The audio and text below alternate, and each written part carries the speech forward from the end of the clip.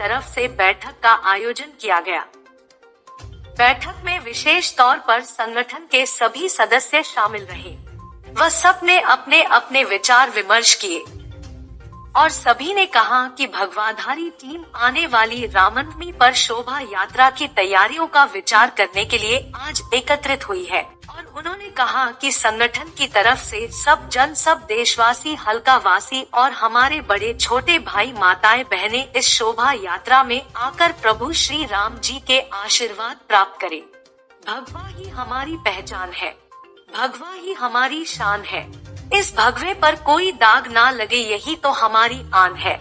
श्री राम जी, जी अज ये बैठक हुई है साडा एक भगवाधारी टीम वालों जिहड़ा 30 मार्च का 30 मार्च जी प्रभु श्री राम जी की रामनवमी के उपलक्ष्य च असीं जिहड़ी बैठक की है, क्योंकि असीं पिछले 2 सालों तो यह प्रोग्राम करते आ रहे हैं और इस साल भी असीं चाहते हैं कि बढ़ चढ़ के जिहड़ा प्रोग्राम होवे उस दे रिगार्डिंग ये जिहड़ी बैठक है जो की गई है, जिहदे च असीं तमाम पिंडां दे जितों तक साडा लिंक है और जितों तक असीं बुलावा दे सके वो सारे मेरे जिहड़े भी सज्जन आए दे सीगे, वीर भरा आए दे सीगे, उन्होंने ये कहा कि 30 मार्च को जोड़ा है भरवां hungaरा देना ताकि एक इस पठानकोट बैल्ट च पता लग सके कि प्रभु श्री राम जी का जन्म दिहाड़ा किस तरीके नाल और किस अनोखे ढंग नाल जिहड़ा मनाया जाता है। जय श्री राम जी सारे बहुत बहुत थैंक्स है पहले तो ये मीटिंग जिदा अं पिछले 2 सालों तो लगे हुए हैं रामनवमी के अवसर पर, रामनवमी के त्यौहार पर आप एक बहुत बड़ी विशाल शोभा यात्रा का आयोजन करना भरावां के साथ नाल, लोकल पब्लिक के साथ नाल, सनातन सारे हिंदुओं के साथ नाल। उदा ही इस साल भी 2023 दे विच 30 मार्च उन्होंने डेट है रामनवमी की। उस त्यौहार को बहुत भव्य तरीके नाल मनावांगे। बहुत भरावां दा साथ पहले भी सीगा, अज भी हैगा, होर भी भरा जुड़ रहे हैं।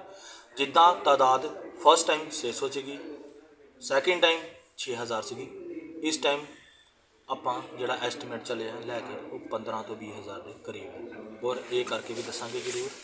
और जिद्दां अगे प्रोग्राम करते हुए उम्मीद तक करांगे, अगे साडे भरा भी करनगे। और साडी जिहड़ी भगवाधारी टीम है ये किसी का भी कोई स्वार्थ नहीं है, सारे सिर्फ एक भगवे झंडे के थले ये यात्रा का आयोजन करते हैं और हमेशा ये जो आयोजन उदा ही किया जाएगा और इस साल भी धूमधाम नाल ये आयोजन किया जाएगा। तो समस्त समाज, समस्त सनातनी और समस्त साडे हिंदू भरा साडे हल्के दे, साडे आस पड़ोस के हल्के दे इनवाइटेड है और अहीं खुद भी उन्होंने को जाके अकेले को पिंडा जाके इनवाइट करना है। साढ़े को 2 महीने है, साढ़े वास्ते घट है, लोगों वास्ते तो चलो देखने को 2 महीने बहुत ज़्यादा होंगे, आप टाइम भनना है, अहीं 2 महीने भनने हैं तो साढ़े बाकिया ने 1 दिन भनना है। जय श्री राम। भारत का सबसे पसंदीदा ब्रांड यूटीएल सोलर सिस्टम।